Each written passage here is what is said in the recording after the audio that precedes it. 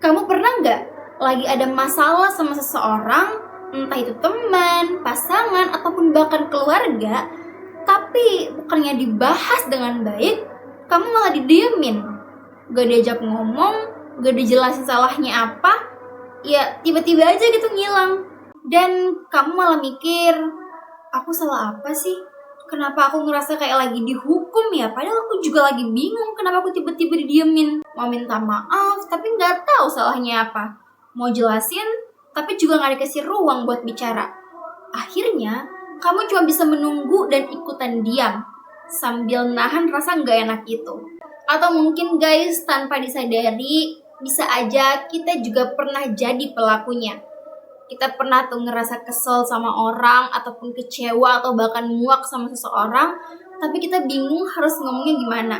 Akhirnya, kita memilih buat diam.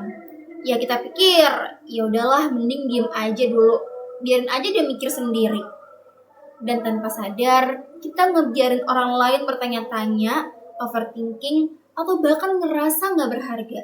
Cuma karena kita nggak tahu bagaimana cara ngomongnya, dan kita juga nggak bisa jelasin apa yang kita rasain gitu. Nah, inilah yang biasa disebut dengan silent treatment. Kelihatannya aja sih sepele, kayak cuma diem doang gitu kan. Tapi sebenarnya guys, dampaknya tuh sangat-sangat signifikan banget. Karena ini sebenarnya bukan hanya soal diem doang, tapi soal kita mengabaikan seseorang dan memaksa mereka untuk bisa mengerti apa yang kita rasain. Nah, makanya di video kali ini kita bakal bahas kenapa sih silent treatment itu muncul, kenapa dia bisa banget nyakitin, bagaimana juga caranya supaya generasi muda yang sering bingung buat cara ngungkapin perasaannya, itu bisa mulai belajar buat menyikapi dengan lebih sehat dan dewasa. Hai guys, it's me Nur and welcome back to my YouTube channel. Sebenarnya apa sih itu silent treatment? Nah, silent treatment itu bukan cuma tentang gak ngomong doang ya guys, tapi lebih dari itu. Silent treatment adalah sikap sengaja mendiamkan seseorang sebagai bentuk hukuman.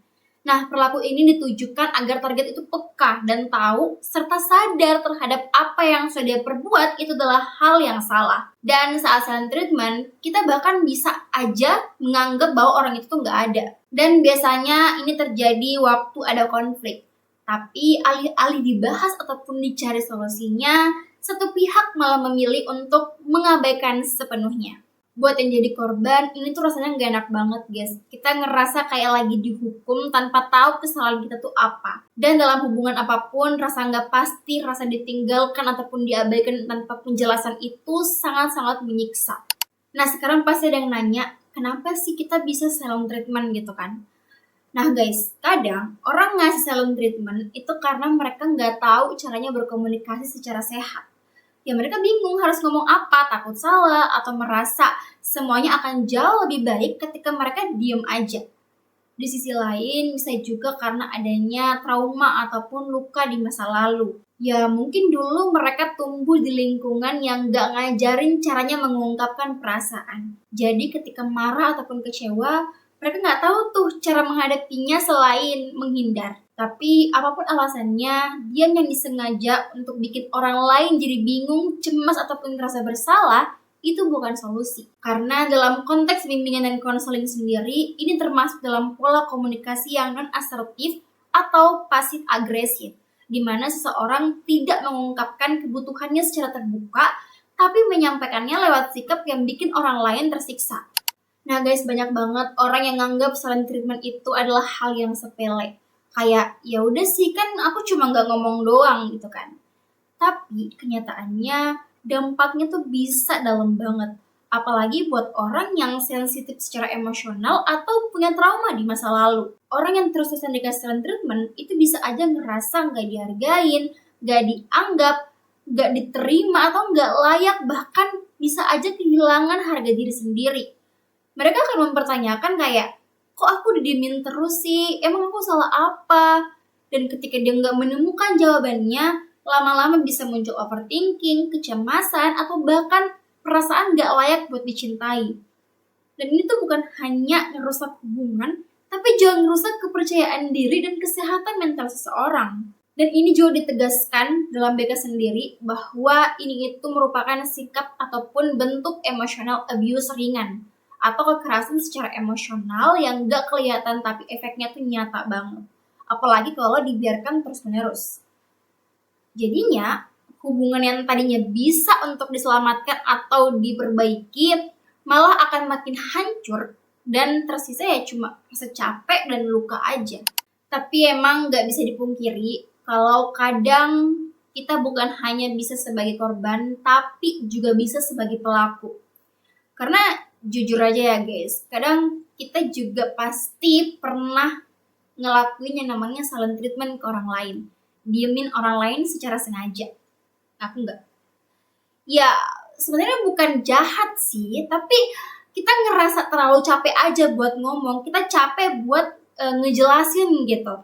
Karena kita berpikir bahwa diam itu lebih baik daripada harus ngomongin hal yang mungkin bisa justru malah memicu konflik.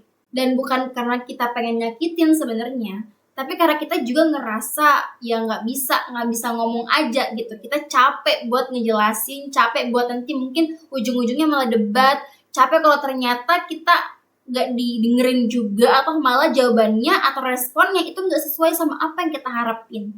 Jadi akhirnya kita malah memilih buat diem aja. Kita juga akan berpikir bahwa toh mungkin dia akan sadar dengan kesalahannya, atau kalau aku diam mungkin dia akan bisa berpikir terhadap apa yang sudah dilakuin ke aku gitu. Dan kadang kita juga bisa beranggapan diam itu cara aman, apalagi buat kita yang udah terlalu sering buat nahan emosi. Apalagi di generasi sekarang ya kan, kita yang sering banget diajarin buat sabar, jangan ribut, jangan bikin drama. Kalau kayak ribut-ribut gitu dibilang drama gitu kan. Kita takut untuk ngalamin semua hal itu. Kita takut kelihatan marah, takut dianggap lebay.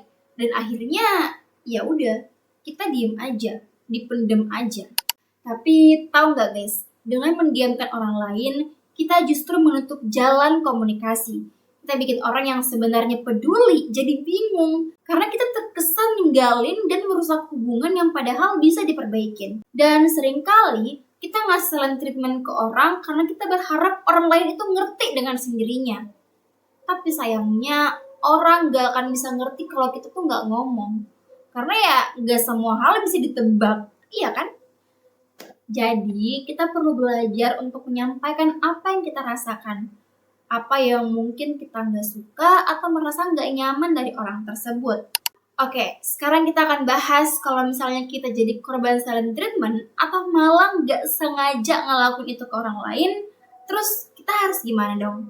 Yang pertama, kalau kamu didiemin, kamu tetap berhak untuk dihargain dan dimengerti.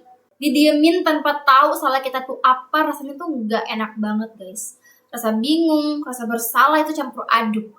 Karena kadang kita juga bahkan mikir kayak, apa aku emang gak layak ya buat dideketin, atau apa aku gak layak untuk punya temen gitu kan. Padahal wajar kok kalau kamu merasa kebingungan ketika kamu tiba-tiba didiemin. Ya kan? Kamu gak salah karena kamu gak bisa baca pikiran orang lain, dan kamu juga gak wajib untuk terus-terusan menebak sambil menyalahkan diri sendiri. Jadi kalau kamu masih punya ruang buat komunikasi, coba deh buat ajak ngobrol pelan-pelan. Mungkin bisa jangan bilang, kalau kamu butuh waktu sendiri, nggak apa-apa kok. Tapi kasih tahu ya, biar aku juga nggak overthinking sendirian, biar aku juga nggak salah paham sama sikap kamu. Karena kadang kalimat sederhana itu bisa membuka ruang yang lebih sehat buat ngobrol. Tapi kalau udah dicoba dan tetap nggak ada respon, ya kamu juga nggak harus maksa. Kamu nggak harus terus kejar validasi, apalagi sampai mengorbankan dirimu sendiri. Apalagi dalam dunia BK sendiri, ini tuh bagian dari self-respect atau menghargai diri sendiri dengan tetap menjaga batasan. Artinya kamu sadar bahwa kamu juga penting, bahwa kamu juga pantas untuk diperlakukan dengan layak, bukan malah diabaikan. Yang kedua, kalau kamu yang ngelakuin silent treatment, mulai sekarang coba belajar cara ngungkapin emosi dengan lebih sehat. Jujur aja ya guys, sekarang kita tuh ngasih silent treatment itu sebenarnya bukan karena kita pengen nyakitin kok. Tapi karena kita juga udah capek banget dengan semuanya. Kita capek ngejelasin, kita capek diminta untuk maklumin terus-menerus.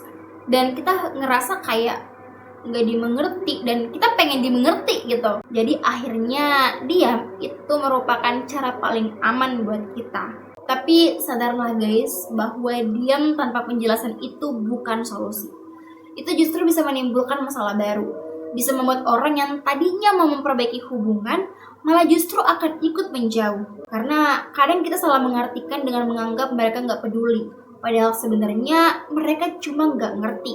Itulah kenapa dalam komunikasi, kejelasan lebih penting daripada asumsi. Kamu bisa mulai dengan bilang, aku lagi nggak siap ya buat ngobrol sekarang, tapi nanti aku bakalan cerita kok apa yang aku rasain. Sesimpel itu sebenarnya. Dengan begitu, lawan bicara akan jadi tahu kalau kamu hanya lagi butuh waktu, bukan sengaja menjauh. Yang ketiga, kalau hubunganmu terus-menerus diwarnai dengan silent treatment, mungkin waktunya kamu harus refleksi. Hubungan yang saat itu bukan yang selalu adem-adem aja guys, tapi yang juga bisa saling ngobrol meskipun lagi ribut. Jadi, kalau kamu ada di hubungan, entah itu pertemanan, percintaan, atau bahkan keluarga, yang isinya dipenuhi oleh orang-orang yang suka silent treatment, suka tiba-tiba diem tanpa kejelasan yang jelas, kamu berhak bertanya, aku masih layak nggak ya di hubungan ini? Apa aku bener-bener dihargain di sini? Karena nggak semua hubungan layak kamu perjuangkan terus-menerus sendirian guys. Kadang kalau kita udah coba ngomong baik-baik, kita udah coba sabar, tapi kalau misalnya dari sisi merekanya tetap menutup diri, terus ngasih hukuman dengan cara diam, dan bikin kita ngerasa nggak berharga, itu tanda bahwa hubungan itu nggak sehat. Dan kalau hubungannya itu malah bikin kamu ngerasa ragu sama diri sendiri, makin merasa bersalah juga, dan makin ngerasa sendirian, mungkin saatnya kamu mundur. Bukan karena kamu udah nggak peduli atau nggak sayang lagi ya, tapi karena kamu juga perlu melindungi diri kamu sendiri. Kita semua layak punya hubungan yang terbuka guys, yang bisa saling ngertiin, yang bikin kita ngerasa tenang dan nyaman. Karena dalam hubungan yang sehat, kita tuh nggak bisa jalan sendirian, tapi harus bareng-bareng, saling jaga dan saling memahami. Jadi intinya guys, diam itu bukan hal yang buruk sebenarnya. Tapi kalau diam ini dipakai buat menghukum orang lain, itu yang nggak bisa toleransi. Karena kita hidup itu bukan untuk saling bungkam, tapi buat saling paham. Dan kita semua, termasuk kamu, itu layak punya hubungan yang terbuka dan juga sehat. Oke guys, sekian video untuk kali ini. Jangan lupa untuk subscribe, like, dan komen. Kalau teman-teman punya hal yang dibahas di video selanjutnya atau ingin diceritain, boleh banget juga untuk tulis di kolom komentar atau DM aku di Instagram di @nurwems. Oke? Sampai jumpa di video selanjutnya.